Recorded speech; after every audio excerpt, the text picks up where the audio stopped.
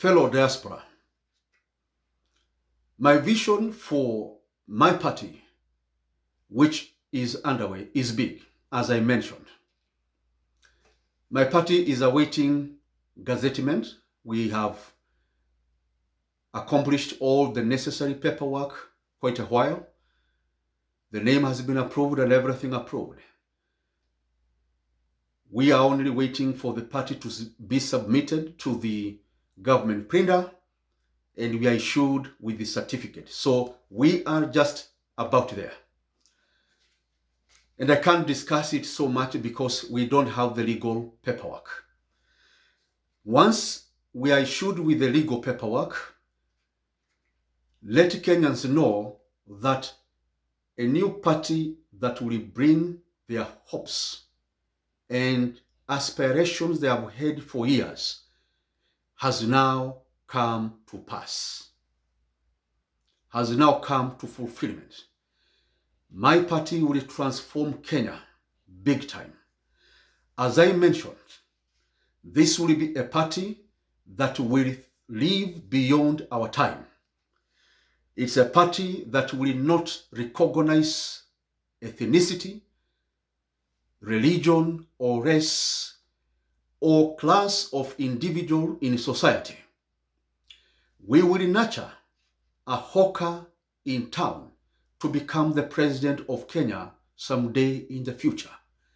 If that hawker, or a peasant farmer, or a kiosk owner has the desire, the urge, and the vision for a country, because we believe David came from looking after cows and goats and went ahead to become the most renowned and successful president of Israel.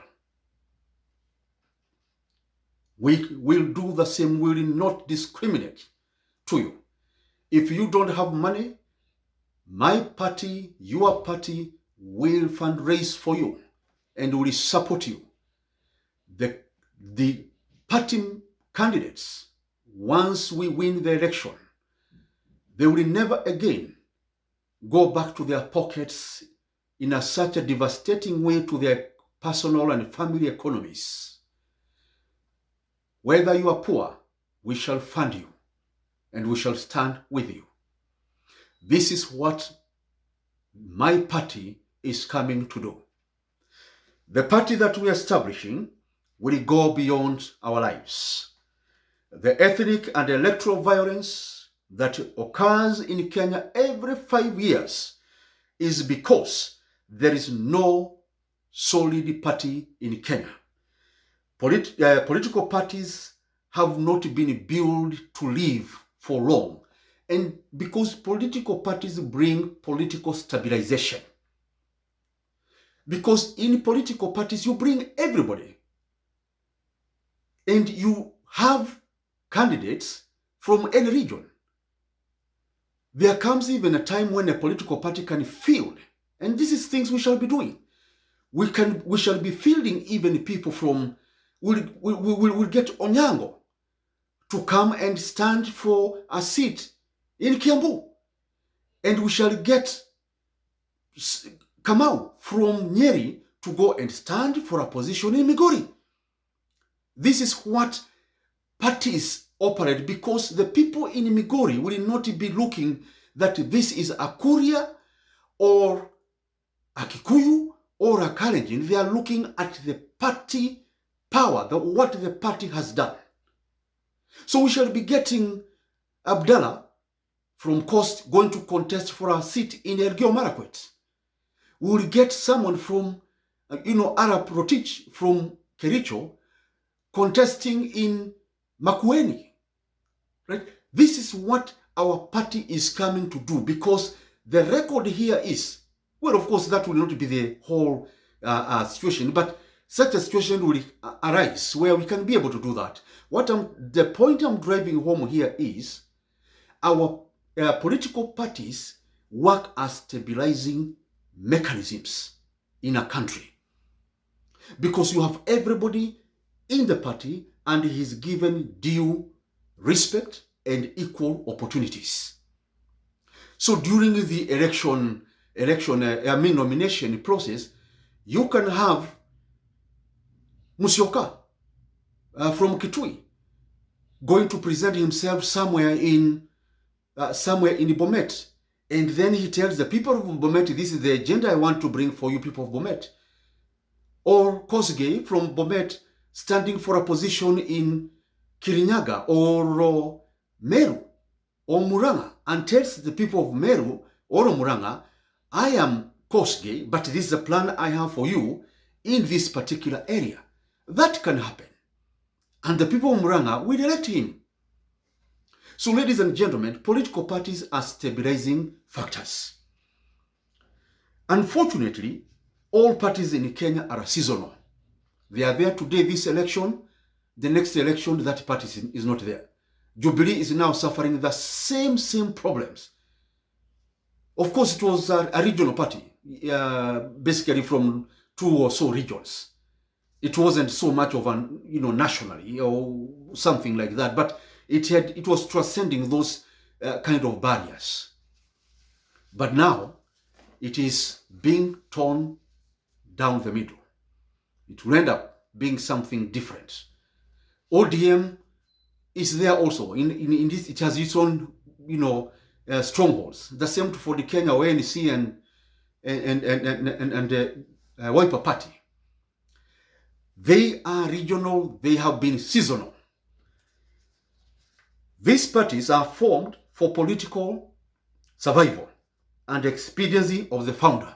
And that has been propagated so much that a political party is a bus. You enter today and then you are like the next bus stop after the elections. They are either ethnic-based, hence focus on ethnic protection, regional-based, and one-manship ownership. As a party leader, I have a very different view and vision from other party leaders.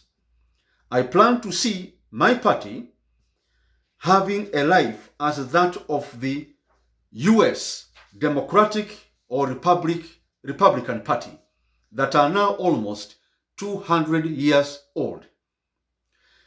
Why not? Why not do so in Kenya? I will be able to do that because there is a vision that I have for this party. And this party, once I form it, by 2035, this party shall be having over 1 trillion shillings in cash and assets. It's a big vision that I have.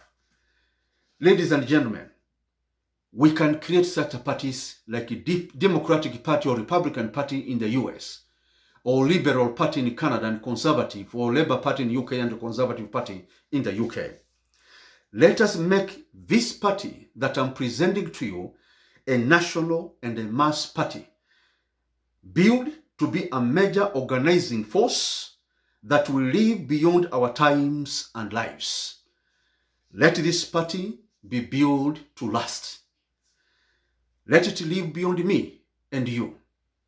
Once we win the elections, I will strengthen this party financially such that by 2027, we shall be having over 30 billion Kenya shillings per year and employing or having in its system hundreds, over 300,000 and possibly more.